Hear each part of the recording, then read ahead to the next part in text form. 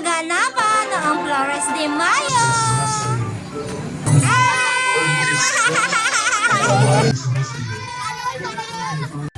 At eto na nga po mga Zinzilabs ko, yung kaganapan noong Flores de Mayo. So ayan, tanghali pa lang po is nakaredy na kami ng aking mga inday kasi ang call time po niyan is 3:30 sa simbahan and 1 o'clock po niyan paalis kami, papunta kami sa bukid at doon ko na po aayusan yung aking dalawang inday and si Alipot po ay saling pusa lang dyan. At ayan na nga po, nakarating na kami sa bahay ng mama ko. So ayan, natapos ko na pong make-upan dyan si Mary Lee, si Ate Mary. Alam niyo po ba mga sisilabs ko na hindi talaga ako marunong mag-makeup. Yan po ang hindi ko talent, yung mag-makeup. So ayan, ako po ang nag-makeup sa aking dalawang junakis na mga inday na yan. So ayan, thankful kasi okay naman yung makeup ko. So ayan, bahala na si Batman ang makeup nila. Kasi hindi po talaga ako marunong mag-makeup mga sisilabs ko. So ayan, dyan po is bibihisan na natin si Ate Mary and kitang-kita yun naman po si Ali po, diba? Apakadungis pa din dyan. Naligo na po yan pero ang gulo-gulo pa rin ang buhok. So ayan, isa-isa lang muna tayo kasi hindi kaya ng powers ko pagsabayan silang dalawa. Yan po ang nanay duty mga sisilabs ko. Kailangan po natin all around. Tingnan nyo naman, pamali-mali pa yung paglagay namin ng kanyang sa braso po, pamali-mali pa kami. At alam nyo po ba mga sisilabs ko na last year po, yan po ang gamit ni Ate Mary na gown nung po siya ay nagsagala sa Anabu 2. And ngayon po ay sasagala naman siya sa Anabu 1. Tipid-tipid lang po ang Lola Bells nyo dahil kailangan po natin mag-budget at masulit po yung gown na yan. So ayan, diba? 2 times siya nang nagagamit yung gown na yan para sa sagala and worth it naman po kasi ayan, may alipot naman na sasalo ng lahat ng kanyang mga gown. At sa mga hindi po nakakaalam, kami po ay taga Imus, Cavite, Anabu po mga sisilabs ko. So ayan, ang mga gown po ni Ate Mary ay binibili talaga namin sa Divisoria. So ayan, ayoko po nang nagre-rent kasi nga ang ika ko, ang aking mindset is may sasalaw naman po sa lahat ng magiging gown ni Ate Mary kasi nga po mahilig talaga siya magsasali sa mga ganyan-ganyan at lagi po talaga siyang nakukuha sumali sa mga ganyan mga sisilabs ko. Kayo po mga Zizilabs ko, saan po ba nakakaabot ang aking video na ito? Pwede ho bang pakicomment sa baba kung saan nakakaabot ang video namin? And maraming salamat po! O diba? Pak na pak! Perfect na ang aking Ate Mary! Diba may pasayaw-sayaw pa? At ngayon naman po, si Alipot naman po ang ating aayusan. So ayan mga sisilabs ko, na make-upan ko na din siya dyan ng very light lang. And yung buhok naman po ang aayusan natin. So ayan, ganyan lang po ako mag-ayos ng kanilang mga buhok mga sisilabs ko. Ganyan lang kadali kasi nasasanay na rin ako sa araw-araw na routine namin ng pag-aayos ng kanilang mga buhok.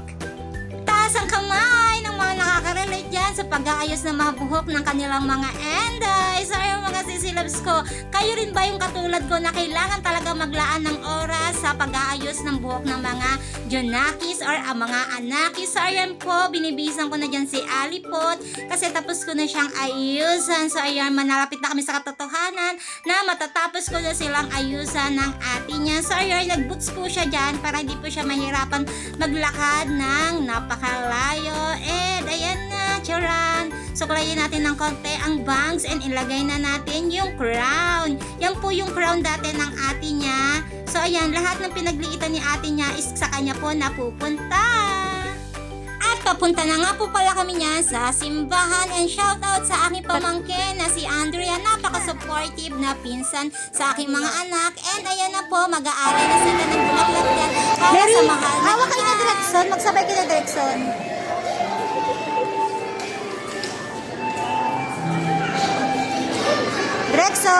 Direksyon. Smile. Ate. Maghawak kayo. Hawak kayo ng kamay.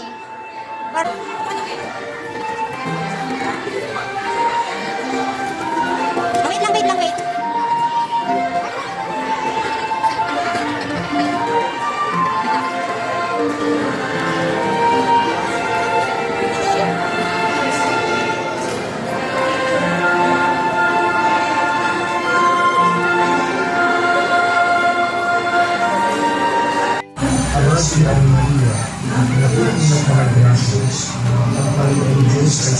sa iyo. Ngayon ka na pinagpala sa babae lahat, at pinagpala naman.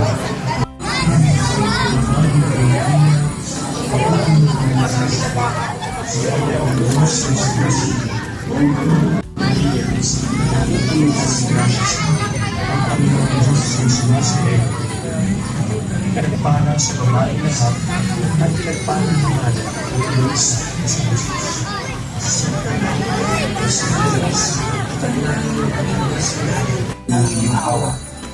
Ang pangalawang misteryo ng tuwa ay ang pagdalo ng Birheng Maria kay Santa Isabel.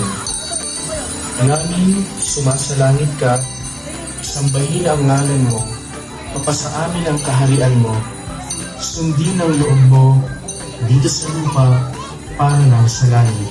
Bigyan mo kami ngayon ng aming kakanin sa araw-araw at patawarin mo kami sa aming mga sala para na magpapatawad namin sa nagkakasala sa amin. At huwag mo kami ipaintulot sa tukso at iligyan mo kami Ali! Pinagpala sa babae lahat, at pinagpala naman ang iyong anak na si Jesus. Santa Maria, Ina ng Diyos, ipanalangin kami sa Ali ka na, Ali! Bili! Andyan! Din na yung pattern ni Mary. Andyan. Stop! Stop! Stop! Lola ni, Lola tsaka Lola ni Mary Direction. kapalan niya sa unang-una, ngayon at magpakailanman, magpasulang hanggan. Amen. Tawarin mo ang aming mga sala, Sa kami sa atin ng impyerno, ang mga alas. Ikot na! Ikot! Ikot! Ikot! Jesus. Pangalaman, sumasalangit ka, sambahin ang ngalan mo, pagkasalanan ang kaharian mo. Pupuno ka ng grasya. Ang Panginoong Diyos ay sumasa iyo. Pinagpala sa babae lahat, Julie! naman ang iyong anak na si Jesus. At iyan po yung ibang kasali sa Sagala. And ayan po ang aming mahal na Reyna Elena, mga sisilabs ko. Napakaganda talaga ng kanyang gown. And thankful kami kasi hindi talaga umulan ng mga araw na yan. So ayan, yung pinaka last part po is picture with Father James. Thank you so much, Father James. Next year po ulit. And yun lang po. Bye-bye!